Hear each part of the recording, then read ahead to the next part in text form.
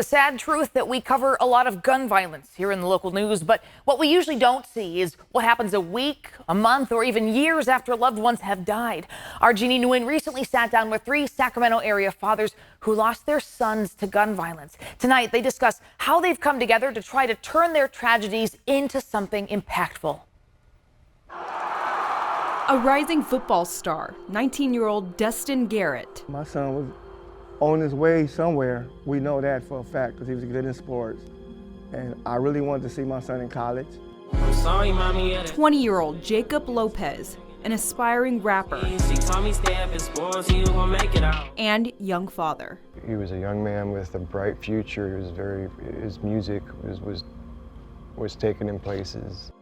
And 18-year-old Billy Scott III, who was just days away from graduating at Grant Union High School. He had been striving so hard to graduate because he knew that was something that I wanted from him so bad. We lost our son. He was loving, caring, thoughtful. You know, you might not be walking across the stage, but I know you're walking higher now. How do you guys feel right now being in the same room together and all of you having something in common? It's important to be around people that went through the same thing you did. You know, because that's where the healing starts at. To be with other gentlemen that's experiencing the same pain that you are, it helps it. In 2016, Destin Garrett, known as Nutter to his family and friends, was shot and killed in his home.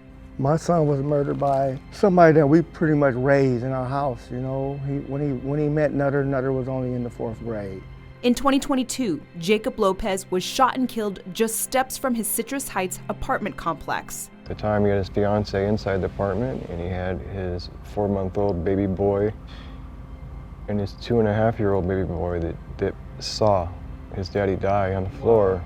And just this past May, Billy Scott was shot and killed inside a car in a North Highlands neighborhood. I had 3 boys. I lost all 3 of my boys to this violence, to guns. And it's really hard to live with. Talk to me about what it means to be a dad through this tragedy. Naturally, as fathers, we consider ourselves protectors. Right. Whether we had anything to do directly with the death or not, we still felt we should have been there to take that bullet. And we would have taken it 1,000,000 times. So that's something that's built into us as fathers. To be that father that he needed, that father that showed him the real way to live and how to be a man, I put a lot of effort in that.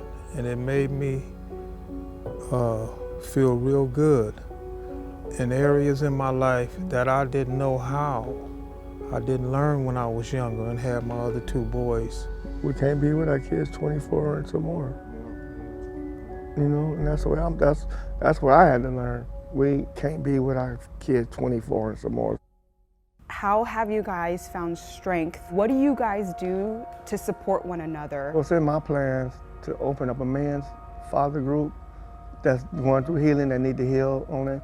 That's needed just like the mother's going through it, us dads going through it too. Unless you've been through it, unless you've actually been through it, you'll never understand it. And hopefully no one will ever have to understand our pains. It's absolutely life-changing. We don't know exactly what we need in order to help us cope and to deal with it until we do get involved, until we do meet people that has experienced the same thing that we have. Then you realize your purpose, you know, and what you can do and what you can contribute to stopping the violence. What's your call out to the community? Because we are all community members, right? What's your message to the community right now? And even to lawmakers? You got to know where your kids is going, you know, and who they're involved with and who they're hanging around with. And that's where we're gonna be able to stop this at, when we get the parents involved. We were growing up, right? It was drugs and stuff. For me, it was drugs growing up, right? Now it's violence. Right. You know, it's a little different, and it's going to take the mental health and the politicians to really look at this and listen to us when we say that we need to get some more mentoring groups, more youth groups, get people involved in these young people's lives, because if not, nothing's going to change. Sacramento police data shows in 2022, the department recorded 371 reports of shootings and 93 people shot. So far in 2023, the department recorded 327 shooting reports and 86 people shot.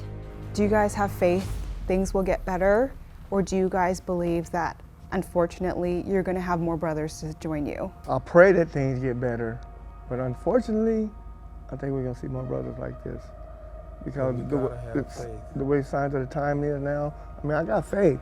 You gotta keep the faith. Got to keep the faith, but I'm just looking at what's going on every day. Going on, yeah. Keep the faith. Keep the faith. Keep the faith.